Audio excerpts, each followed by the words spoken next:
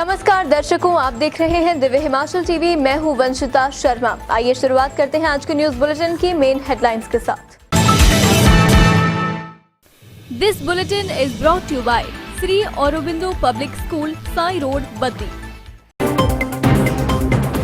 धर्मशाला में सीएम जयराम ठाकुर का ऐलान, जून में शुरू होगा केंद्रीय विश्वविद्यालय के दोनों परिसरों का काम। सरस मेले में मुख्यमंत्री ने खाए गोलगप्पे, लोकल उत्पादों को बढ़ावा देने का आश्वासन। तिरंगा यात्रा के दौरान नारेबाजी करने का आरोप, विक्रमादित्य सिंह समेत 9 लोगों पर केस। केजरीवाल की रैली से कांग्रेस को कोई डर नहीं, चुनाव में वोट काटने आते हैं नए राजनीतिक दल। विधानसभा के सामने बनेगा 230 मीटर का फ्लाईओवर, सुरेश भारद्वाज ने दिल्ली में केंद्रीय रेल मंत्री अश्विनी वैष्णव से की चर्चा। अब कृषि विभाग की योजनाओं के लिए आवेदन करना आसान, केंद्र से 108 करोड़ की कृषि परियोजना मंजूर, किसानों को मिलेगा लाभ। Jangi Thopan hydro project Sansarpur terrace में इथेनॉल संग पिन वैली को मिली मंजूरी। और अब समाचार विस्तार से। केंद्रीय विश्वविद्यालय हिमाचल को जल्द ही बड़ी खुशखबरी मिलने वाली है। इसकी जानकारी धर्मशाला पहुंचे सीएम जयराम ठाकुर ने दी।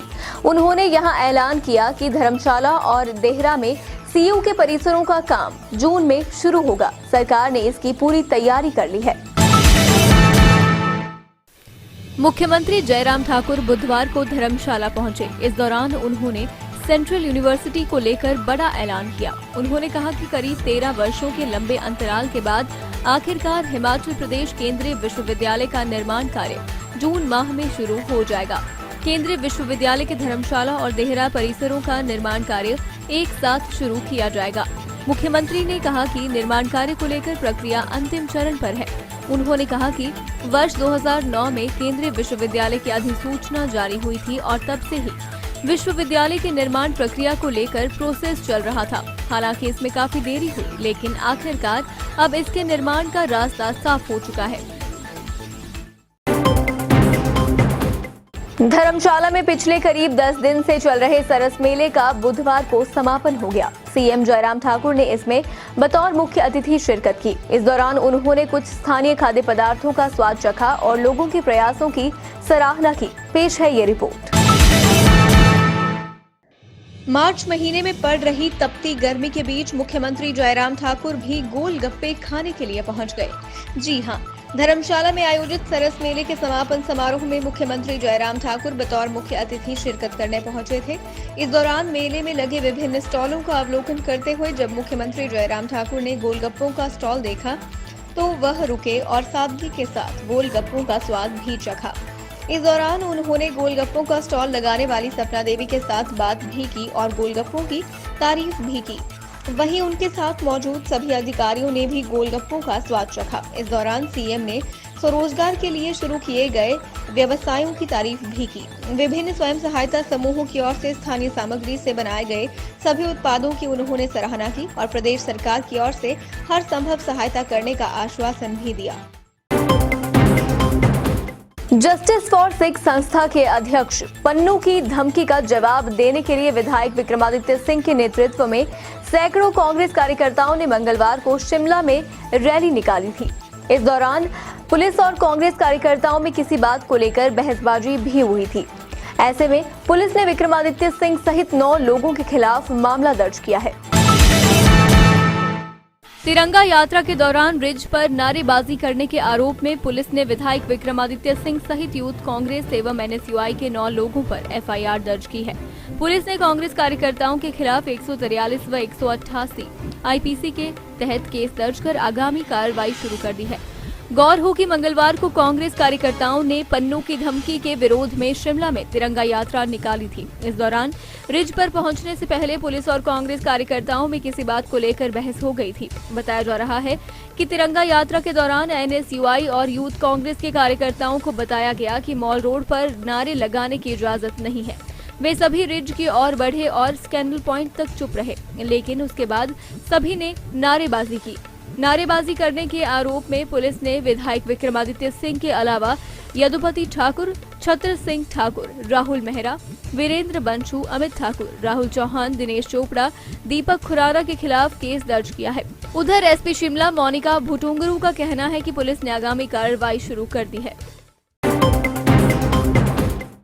विधानसभा चुनावों से पहले शिमला में होने वाले नगर निगम चुनावों को सत्ता का सेमीफाइनल माना जा रहा है। इस समय कांग्रेस भाजपा को यदि किसी पार्टी ने सबसे ज्यादा टेंशन दी है तो वो है आम आदमी पार्टी। हालांकि दोनों सियासी दल दावा कर रहे हैं कि आपसे उनको कोई डर नहीं है और प्रदेश में तीसरे मोर्चे का कोई अस्तित्व नहीं है। पेश है ये रिपोर्ट।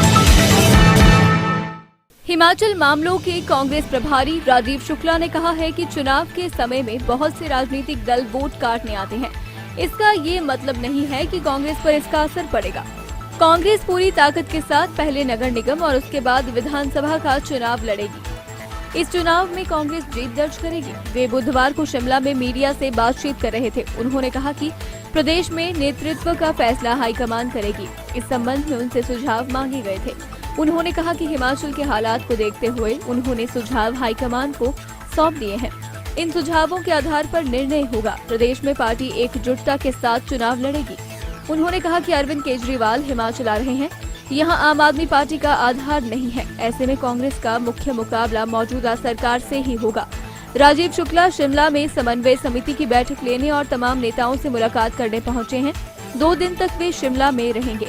इस दौरान राजीव शुक्ला लगातार बैठकें करेंगे और इसके बाद वीरवार को मीडिया से बातचीत करेंगे। कई जगह केजरीवाल जा रहे हैं, 2 तारीख को गुजरात भी जा रहे हैं, आज जा रहे हैं, तो वो रोने और आए सब जगह घूमने से क्या फर्क पड़ता।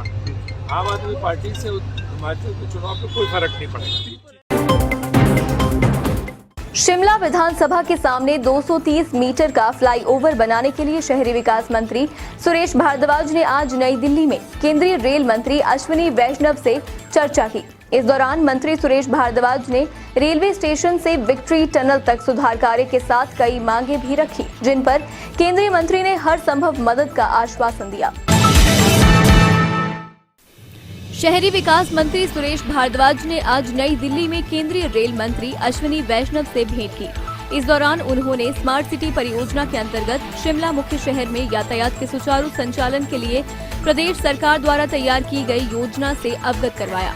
वहीं विधानसभा के सामने 230 मीटर फ्लाईओवर बनाने पर चर्चा की गई। उन्होंने कहा कि प्रदेश सरकार ने सभी पहलुओं का अध्ययन करने के पश्चात रेलवे स्टेशन से विक्ट्री टनल तक कार्ट रोड को बेहतर बनाने की कार्य योजना तैयार की है, क्योंकि इस सड़क से मुख्य शहर तक पहुंचा जाता है। सुरेश भारद्वाज ने केंद्रीय मंत्री को अवगत करवाया कि प्रदेश सरकार ने लोगों की सुविधा के लिए करोड़ों रुपए व्यय कर इस सड़क मार्ग पर यातायात के सुचारू संचालन के लिए लगभग 53 संस्थानों पर सुधार कार्य किया है। केंद्रीय मंत्री ने सभी मांगों को ध्यानपूर्वक सुना और मंत्रालय द्वारा हर संभव सहायता का आश्वासन दिया। कृषि विभाग की स्कीमों के लिए आवेदन करना और आसान हो गया है। अब किसान अलग अलग योजनाओं के लिए एक ही प्लेटफॉर्म पर आवेदन कर पाएंगे। 108 करोड़ रुपए की इस योजना को केंद्र से स्वीकृति मिल गई है। कृषि विभाग की स्कीमों के लिए आवेदन करना अब किसानों के लिए आसान होगा। किसान अलग अलग स्कीमों के लिए एक ही प्लेटफॉर्म पर आवेदन कर पाएंगे। प्रदेश कृषि विभाग द्वारा कृषि एवं किसान कल्याण मंत्रालय को प्रस्तुत प्रस्तावित एकीकृत डिजिटल कृषि प्लेटफॉर्म परियोजना भेजी थी। 108 करोड़ रुपए की इस परियोजना को केंद्र से स्वीकृति मिल गई है। मुख्यमंत्री जयराम ठाकुर ने कहा कि इस परियोजना के अंतर्गत किसानों के लिए सूचना और संचार प्रौद्योगिकी ICT आधारित सेवाएं प्रदान करने में आंतरिक योग्यता विकसित की जाएगी। इसमें प्रशासनिक प्रक्रिया पर निर्भरता कम कर कार्यकुशलता को बढ़ाया जाएगा और कृषि आधारित सेवाओं की मांग अनुसार उपलब्धता सुनिश्चित की जाएगी। केंद्र सरकार की standing committee for wild life ने हिमाचल प्रदेश के वन क्षेत्र में बनने वाली 3 बड़ी परियोजनाओं को मंजूरी दे दी है। इसमें Jangi Thopan hydro project, Sansarpur terrace में इथेनॉल प्लांट और पिन वैली नेशनल पार्क के क्षेत्र में बदलाव की इजाजत मिल गई है। ऐसे में उम्मीद है कि जल्द ही इनका काम शुरू हो जाएगा। सूबे में 3 बड़े प्रोजेक्ट्स को केंद्र सरकार की standing committee for wild life ने पारित कर दिया है। अब इन तीनों प्रोजेक्ट्स पर काम शुरू हो पाएगा। इसमें सबसे बड़े प्रोजेक्ट के रूप में जंगी थोपन हाइड्रो प्रोजेक्ट को मंजूरी मिली है। ये प्रोजेक्ट लिप्पा सेंचुरी एरिया में आता है। इसके साथ ही संसारपुर टेरेस में इथेनॉल प्रीमियम उत्पादन के दूसरे चरण को भी अब केंद्र से स्वीकृति मिल गई है। वहीं तीसरे बड़े प्रोजेक्ट के रूप में पिन वैली नेशनल पार्क के क्षेत्र में बदलाव की इजाजत मिल गई है। अब इसका क्षेत्र बढ़कर 693 स्क्वायर किलोमीटर हो जाएगा। दरअसल पिन वैली क्षेत्र में करीब 14 परिवार रहते हैं। वन्य प्राणी विभाग और राज्य सरकार की तरफ से उन्हें जमीन छोड़ने का प्रस्ताव भेजा गया है, लेकिन प्रस्ताव को ग्रामीणों ने स्वीकार नहीं किया। ऐसे में अब करीब 75 किलोमीटर के क्षेत्र को पिन वैली से हटाया जा रहा है और इसकी जगह 93 किलोमीटर के नए क्षेत्र को शामिल किया जाना है। इस बारे में केंद्र को प्रस्ताव भेजा गया था। इस प्रस्ताव पर अब मुहर लग गई है। अब चलते चलते नालागढ़ बद्दी 4 लेन निर्माण को रोड मैप तैयार। यातायात सुविधा के लिए 2 रिजर्व सहित 100 पुलिसकर्मी होंगे तैनात। बिजली बिल न भरने पर जवाली तहसील कॉम्प्लेक्स का कनेक्शन कट। नोटिस देने के बाद भी नहीं किया 15,38,000 का भुगतान। एसडीएम ज्वाली के हस्तक्षेप से छात्र को थप्पड़ मारने का मामला सुलझा। सीसीटीवी फुटेज देखने के बाद स्कूल स्टाफ और छात्र के परिजनों में लिखित समझौता। चंबा के हटनाला मोहल्ला में पागल कुत्ते ने 15 लोगों को बनाया शिकार। घायलों को मेडिकल कॉलेज में लगवाए रेबीज के इंजेक्शन। तो आज के न्यूज बुलेटिन में बस इतना ही। बने रहिए दिव्य हिमाचल टीवी के साथ और जरूर देखें 9 बजे शिमला से हमारा विशेष लाइव।